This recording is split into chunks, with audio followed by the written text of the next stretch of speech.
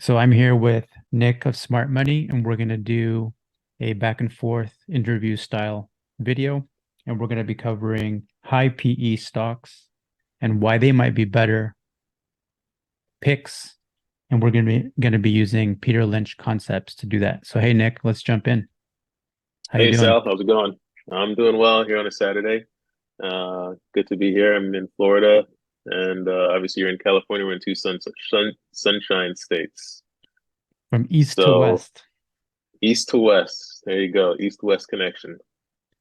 So I want to share stories covering PE, high PE valuations, and why sometimes it makes sense and sometimes it doesn't. And I know you've seen a lot of cases where it's failed, and I know Mhm. you know of a few where it has succeeded beautifully. Do you have any Yep. ideas that you want to share? Yeah. So I'll give two recent examples, and depending on how you look at it, there were successes and failures. So first off, let's start with Beyond Meat. I discovered this company way back when I was experimenting with vegetarian, the whole vegetarian vegan diet. I'm more of a flexitarian now, but I was buying their products and I saw that they were going to go public. And there's another company, Impossible Foods that I was looking at, but I knew Beyond Meat was very popular. And I think it was around the 2018, maybe 2019 period they went public, and it was around June, and there was a lot of hype, there was a lot of buzz, and obviously people with a lot of money were talking about getting in early and scooping up as much shares as possible. And you also have to keep in mind the environment at the time. We were at close to 0% interest rates. And during those times where there's no competition, the whole Tina's dead, there is no other alternative. Folks were just looking at speculative stocks, and almost anything you tell a good enough story was just going to, you know, do the whole proverbial moon movement. It'll go, what's the word? Uh, Through the Parabolic. moon. Sorry. Yeah, parabolic. Exactly. Yeah. Right. So I got in on that, which I rarely do. Jumping in on IPOs is very rarely a good idea because usually the proper valuation comes out 6 to 9 months after, then you get the real price. But there was an opportunity that I saw based on the amount of volume, and I was able to do a quick 20% in a day gain, which is very rare. Anyone that tells you that's a regular occurrence, it is not. I'd gotten lucky with that. Also, knowing full well at the time that an IPO is going to sell off because the insiders, they're going to get their cut, they're going to sell off to the public, and they're going to get their money. And 6 to 9 months later, you're going to see the real price or average price that it's going to stay at. Well, lo and behold, that's exactly what happened. And I put several alerts on. I remember watching it settle at somewhere around 60 to $70, and on I think it was January of 2020, right before COVID went wild. Beyond Meat had another, nasty run, and it went from like 70 something to like 130. um, and I took advantage of that via buying cheap call options, and I remembered it was 90 DTE that I was buying, and it was around the January timeframe, and I want to say it was 2020. It made a really nasty run, and same thing. It was the second most money I've ever made in a single day trading. Now here's where things get bad. Obviously, COVID happened, and some people um, got got the rug pulled out from under them. That wasn't the bad part, but if you look more recently, when the Fed started raising rates, valuations change. Sal can talk definitely more intelligently about that topic, but when these valuations change and no, you all of a sudden don't have Tina anymore, your growth is going to change. Your price to earnings is going to change, and quite frankly, as time went on, Beyond Meat really was not that good of a company, and I should have realized that by simply just looking at what I buy. I buy a lot of Amazon, I buy a lot of Nike, I buy stuff that I generally invest in. I wasn't buying too much Beyond Meat. And if I'm not buying it, who is buying it? I was looking at the stores in Publix and seeing a lot of buy one, get one free. I was seeing a lot of half off purchases. And all that means is people aren't buying their products. And that should have been several hints that this is not a good company and it's not doing very well. So that's one example. The second example is Riot. Nick, Tied directly. before you jump to Riot, Yep, yep, let's dig into this Beyond Meat sure. because I'm seeing three concepts that are very useful that I would Yep. love to focus on. So social sentiment, Hmm. I need to work on this because I'm a weirdo and I don't pick up on this very well. So I would love Hmm. for you to dig into that.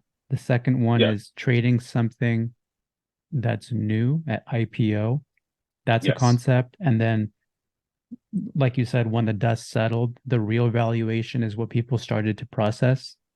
Right. So, but tell me more about how you actually heard about Beyond Meat. Like, was it on Twitter? Was it someone saying, "Hey, are you trading Beyond Meat?" Like, actually think back to how you first found out about it, or where you heard other people talking about it, or So where you knew it was a crowd favorite. it was on both Twitter and Facebook that I saw, and then I heard about it at work. And people were saying, "Oh yeah, Beyond Meat's going public," and I looked at financial Twitter, short for what normal people call FinTwit. They were talking about the IPO, and it was trending. That's when you know something big is going to happen. If you see these trending hashtags on Twitter, which was around, I believe it was June of 2019, if my memory serves me right. That's what I noticed. So the social sentiment was riding high because at the time it was a company that was gaining popularity with the whole vegan movement. Um, and at the time, I was buying the products. It was okay. It wasn't like getting a real steak, but it was this whole healthy way of living, and they were getting traction with McDonald's, with partnership, with their vegetarian options. So I was seeing a lot of that as well. And there were these contracts that they were getting with other restaurants. And at the time, I was actually in Florida. I had just moved. I've been in Florida for 2 years at that time, and I'd moved from your neck of the woods in California. So I was keeping in contact with certain people that I knew in California, and it was popular amongst them. And that's the first part that I noticed. The second part regarding people trading it, that was more of a unhealthy risk, I would say, looking back in hindsight, but it just ended up working in my favor. I wouldn't do that now, but there was just so much hype around it, and so many people were like, "Oh, Beyond Meat's a great company. I buy them all the time. I'm going to own shares." And a lot of that tied with when people initially regretted going in on Tesla and Facebook, and then by that time, those two companies went up in price. Like they weren't cheap, relatively speaking, from when they first IPO'd. And then if you take away all the splits, I think Facebook first IPO'd at like 20 or $25. And even at today's price, that's vastly different. So same thing with Beyond Meat. But the difference in Beyond Meat, that price went from like, I believe it was like 45 all the way to like 200. Um, I don't know if they split a few times or reverse split, but it did break the 200 mark on their IPO. And it was a monkey level of intelligence that to make money on that. All you have to do is just get in early and buy. Is this And still it just Beyond Meat? this is still Beyond Me. Yes, So yes, on the first day, it was 40 something to 200. yeah. So if let me see if I could I'll find the believe whatever article. you tell me, but I'm just I do remember something wild with Beyond Meat. Yeah. Um,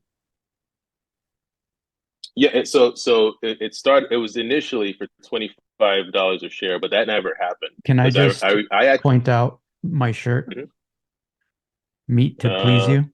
It says meat to please you. that's funny. That Okay. is funny. since we're So talking about Beyond Meat? I got a couple articles that I pulled up, and it said Beyond Meat, a leader in plant-based meat, today announced the pricing of its initial public offering, and that date was $25 a share, May 1st, 2019. So I was a month off. It was May, not June. For some reason, my brain was thinking June. Um, but I'll say this much: that $25, I had that order filled, and it never filled. By the time 9 o'clock rolled by, The day it of was up. IPO? Yeah, the day of I couldn't get a 25 order fill. It was at like What were, 35 to what were 40. you thinking when you were trying to get filled? Everyone's talking about it, and it can work, right? Yes, because I was buying the products weekly. I remember buying the sausage links, and I remember buying the hamburger equivalent version of it as well. They even had a Beyond Chicken product that was like somewhat like chicken, but not really chicken. But what I was Did you thinking, like the I did was you like the product? Sorry to jump in and cut you off, but did you like no the no. product and did it make you feel comfortable because you were consuming? Yes, at the time I liked the product because I was really getting into the whole vegetarian lifestyle, and just because it started off as a Lent project, and then I was like, okay, I'm going to try it for 6 months, and then it kind of fizzled off, and I just went back to my other way of eating, which is normally low carb, high protein. But my whole way of thinking was fear of missing out. Something that most traders will feel if they have something like, man, if I had it at 25, I'd have been up double by now. Okay, now with every minute going by, I was watching it just go up another 50 to 75 cents. The next thing I know, it was at like $40 and then 45. And I was thinking, okay, this is probably too late, right? So I was like, okay, let me just put in a small amount. And I think I put in 50 shares right at like market price. And this very rarely happens. As soon as it hit, it went up $5, right? And it kept on going up, and it didn't stop. And then I put in another order right before it hit 70. It was like at 65, and it kept on going up. Um, Long story short, I finally sold everything end of day, and then the next day it kept on going up, and then a week later it did the typical rug pull. Um, Fell down from, and I forgot exactly where it settled at, but I just put it on watch and see if it would ever hit a certain target. And then 6 months later, a little over 6 months later, that's when I saw notifications that it had sold to certain levels, and this was January, and then it went on another run, which was honestly like pretty unique, and it was along with that run right before the COVID crash, um, which obviously we know how that worked out for most companies. What you're talking about is what Peter Lynch loves to talk about, saying you should buy companies that you're familiar with and that you know, Yes, because it's usually a good sign. If you're buying the product, most likely a lot of other people like you are buying the product, and that right, that's the first indication that something's going correctly. right. So you haven't mentioned a lot of financial information on Beyond Meat. You didn't say market cap, PE, growth rate. Was any of that a factor So so or something you so heard of? at the time, I knew about those concepts, but I wasn't doing the proper work that I should have been doing, because again, it was all hype. Um, had I looked at those concepts, I'd have realized, okay, financially they were in the hole, and I don't know if you have their uh, finances up, but give me 1 second. Let me. I can pull it up. What Uh, would you like? let's start with from their IPO. What was their cash flow? Their debt to EBITDA, um, and just basics. And let's start with 20 from their IPO 2019 to 2020. I remember they initially got some traction with McDonald's and a couple other restaurants, and then all of a sudden it just fell off. Um, and that should have been the first warning because one, when I stopped buying it, I probably should have stopped trading it at the time as well. Looks like they've always had losses. So I'm just going to look at the ratios, price to cash flow, PE, Okay. and I think it has improved, but I don't want to dig into the financials because um, I feel like it would be more interesting to someone watching this to hear the story than to dig into the financials. But it's been in the hole the whole time, just like you said. Yeah. So the most positive year was actually 2019, um, which their their growth was actually trending the right way. In 2018, they they had positive net profit. Oh, actually, no, you're right. It trended the other way. I'm sorry. No, so their financials were pretty crappy, and they got more expensive, and their their net profit didn't really improve. So that should have been the first warning. Not me not buying it, not the multiple times it crashed and got cut in half and then got cut in half after that. But the basics of looking at the financials and seeing, okay, is this a growth company or is this a dog? And quite frankly, it was a dog. Does that make sense? If you look at the financials, their sales Yeah, grew because Seeking Alpha has their sales from 2016 just getting huge, huge, huge. They go right. public. They're always the whole time they're mostly losing money when you look at operating income. And Yes. then they IPO'd, it bubbled up, and then everybody who wanted shares got shares, and then they kept losing money because it seems like the crowd turned at one point, right? Everybody Yes. flipped. So there were several bad news that I forgot to mention. Some of the packages had issues like fungus. Packages were improperly stored. It had mold, and it was getting a lot of press. I remember from Publix, I think even Kroger as well. I'd have to pull up the articles. So they lost a lot of, well, grocery stores lost a lot because they bought bad products, and I think they went after the company and gave them bad press. And I'm not sure how many different stores that impacted, but uh, folks found themselves selling it less and less in stores. And obviously, I was one of the consumers that bought less and less. Um, because honestly, man, it's not the same as real meat. Like the chicken, Beyond Chicken is not like a chicken breast. The hamburger is not like a beef Angus. No matter how hard they try, it's just not the same. And when you cook the stuff, it does not smell very good. And most people buy this product and they fall in love with the concept that they're eating healthy, but it's just a lot of processed chemicals, and it's just really, some people might say it's healthy for you. Some people will say, well, that's just a lot of chemicals. Look, I'm not a science expert when it comes to that, but I'll say this: it's very subjective on who likes it and who doesn't. And once the novelty wears off and you're really fiending for a steak, the last thing you want is, fake steak. You want the real thing. You remember the NFT bubble around that time? Yes, yes, I do. Do you I do. remember how everything kind of every I remember thinking I was in a whole on a whole new planet when all Hmm. these things were taking off and NFTs were all the craze, and then everything turned at the same time. It felt like everything was like, oh, I don't know. Actually, you did make that is a good point. Like, I want to say it was sometime in March 2021, maybe. Like there was Hmm. a ginormous turn from like When was not the only NFT. when was the Dogecoin Doge. SNL episode? That was May of 2021, I believe. It was April or May, and that was a very typical sell the news event when Elon Musk got in front of Saturday Night Live and was playing his role and trying to explain crypto.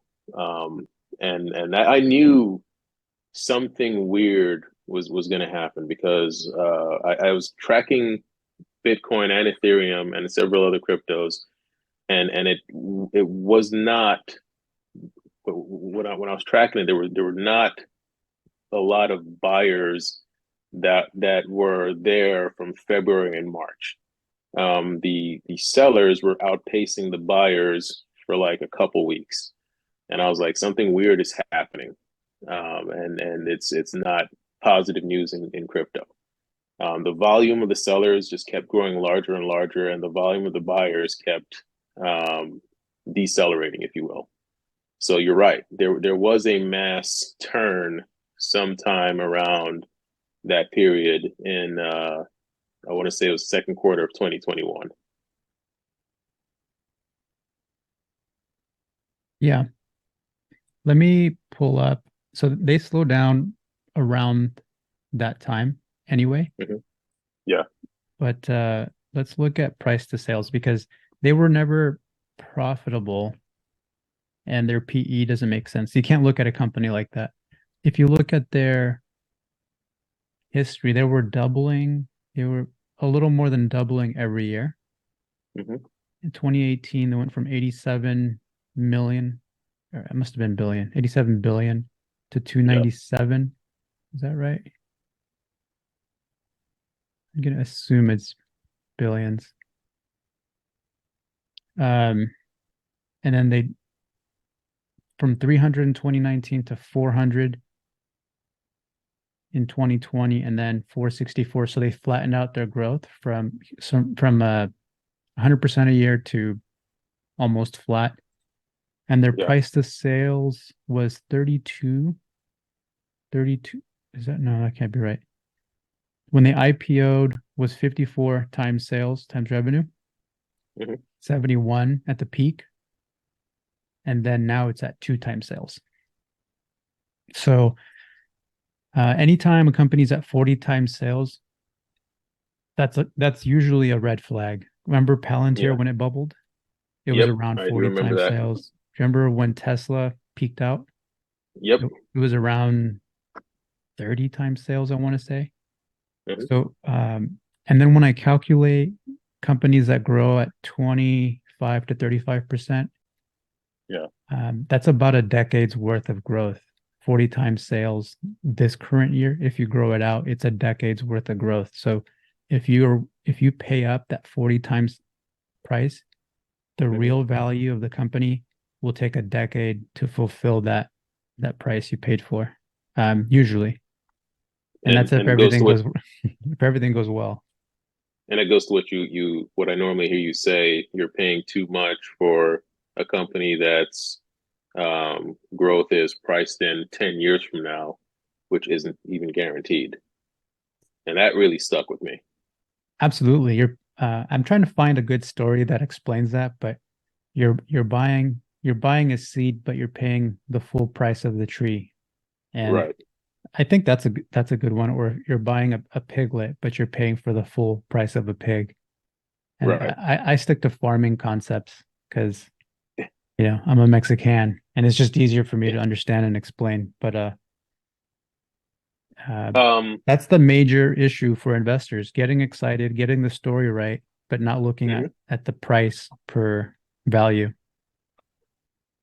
Exactly right.